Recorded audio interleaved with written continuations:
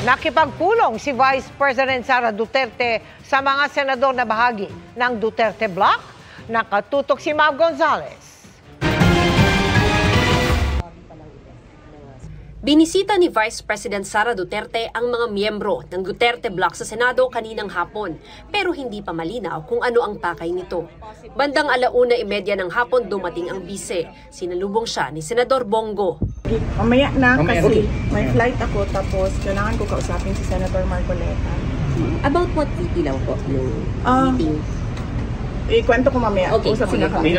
Agad umakyat ang bise sa tanggapan ni Senador Rodante Marcoleta at tumagal ng halos 1 oras ang pulong nila. Sumama sa kwarto si Nago at Senador Bato de la Rosa pero agad din silang lumabas. Wala naman po, kumustahan lang po. Pero ngayon? Hindi, one-on-one lang po sila. Hindi po ako kasama sa meeting nila. Sila lang po nag-uusap. Since pumasok ko kanina, sinamahan ko siya, sinalubong ko. Kung may panahon pa, gusto raw sanang makausap ni Go ang bise para kamustahin ang kondisyon ni dating Pangulong Rodrigo Duterte. Wala naman po, nangumusta lang naman po ako sa kanya. Hindi pa, yun nga ang gusto ko rin pong tanongin, no, kumusta na po si Tatay Digong. Mas nakakausap naman po niya kasi hindi naman po kami yung immediate family na pwedeng tumawag at makipag-usap sa kanya. Yun naman po ang isa sa aking concern talaga noon pa.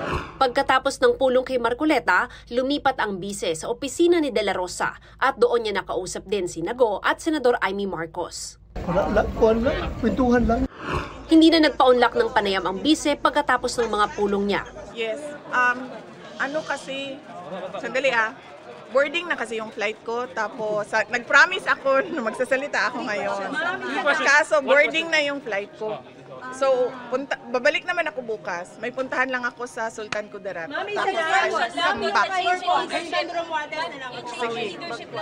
Tomorrow, promise. Hindi pa rin ipinapaalam ng tanggapan ni Marcoleta ang pinag-usapan nila. Para sa GMA Integrated News, Mav Gonzales, nakatutok, 24 oras.